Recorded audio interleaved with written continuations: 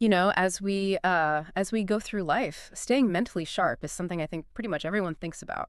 Absolutely, yeah. We've been looking at some really interesting research, exploring how we can keep our brains vibrant. And one area that keeps popping up is, well, meditation. It does. And we've actually delved into a study, one highlighted in the Times of India, but it pulls its main data from a publication in Neuroimage. Right. And what makes this one particularly compelling, I think, is that it's really grounded in, neuroscientific investigation.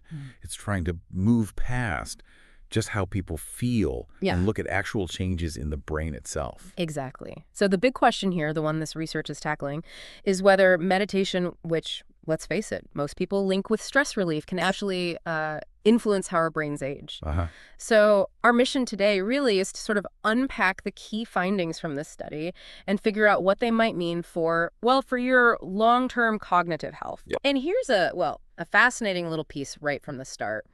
The research suggests that the brains of people who meditate regularly might actually appear biologically years younger than non-meditators who are the same chronological age.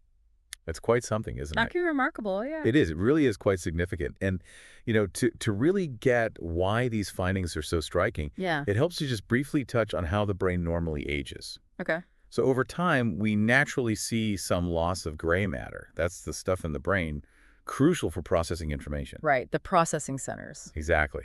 And these changes, they can gradually affect, different cognitive abilities. It's a normal part of getting older. But this study is looking into whether we can maybe influence that process, actively shape it, perhaps. Okay, so let's get into the nuts and bolts of the study then. What exactly did the researchers do? How did they set it up? Well, they compared two groups, selected pretty carefully. You had 50 people with significant long-term meditation experience. Okay, seasoned meditators. Right. And then a control group of 50 people who didn't meditate. Matched controls. Makes sense. Yeah.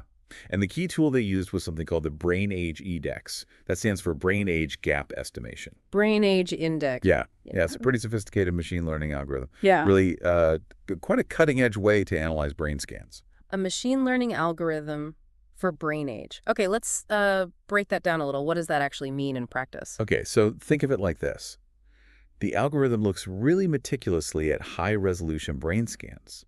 These are incredibly detailed images, right, capturing the brain structure. Mm-hmm. And it's trained to look for subtle, very complex anatomical patterns within those scans. Then it basically translates all that complex data into just one single score. A single number. A single number, yeah, that estimates the brain's biological age. So essentially how old or young the brain looks based on these structural patterns compared to the person's actual birthday age. Wow, okay. It's kind of like trying to tell a tree's age by its rings, but, infinitely more complex with the brain. Yeah, definitely a far cry from just, eyeballing a scan. So using this BrainAGE index as their kind of measuring stick, what did they find? Meditators versus non-meditators. Well, this is the main finding, and it was pretty striking. They found that, on average, when people were 50 years old, Okay. the brains of the regular meditators were estimated to be about 7.5 years younger, biologically speaking, than the brains of the non-meditators in the control group. 7.5 years. 7.5 years, yeah. That's a really substantial difference. Suggests a pretty big impact. That is a considerable gap. I mean, that's like having the brain structure of someone quite a bit younger. But was this just a snapshot at age 50? Or did they look at what happens as people get older? Ah, good question. And this is where the sort of longitudinal angle gets really interesting.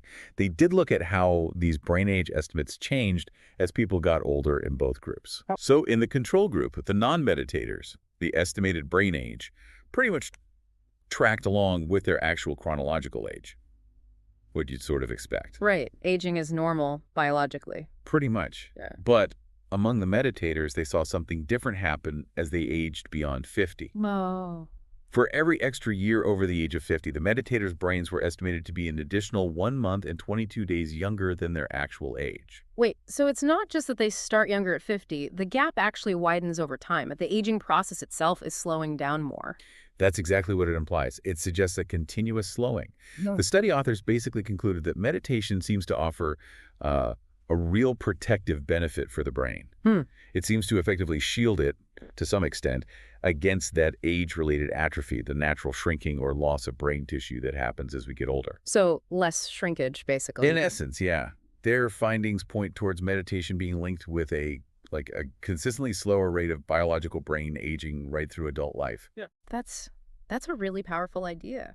We're not just talking about feeling calm anymore. This is suggesting, well, actual physical differences in the brain's structure and its biological age. Did they speculate on why? Like, what's the mechanism? Well, this particular study didn't definitively nail down the exact how at, say, a cellular level. That needs more research. Sure. But the strong correlation suggests that the regular practice, the act of meditating itself, has some kind of neuroprotective effect. Okay. It's plausible, that the focused attention, the mental discipline Yeah. involved, maybe that helps maintain neural networks, keeps brain health up.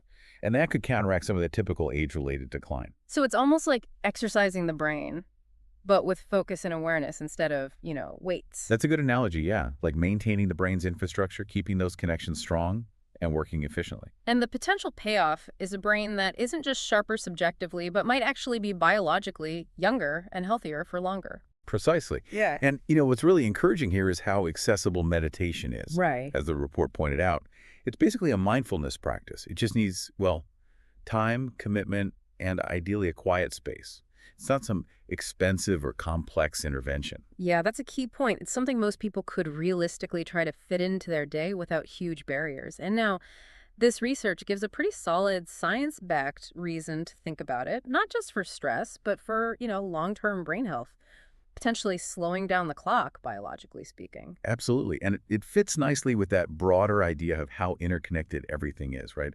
The old saying, healthy body, healthy mind. Mm-hmm. And maybe, as this suggests, a healthy mind practiced through things like meditation contributes back to the physical health and, well, the youthfulness of the brain. Okay, so let's try and wrap this up. This deep dive into the neuroimage study reported via the Times of India, it's presenting some, well, pretty compelling evidence, wouldn't you say, suggesting consistent meditation might actually slow down how our brains age. I'd agree, yeah.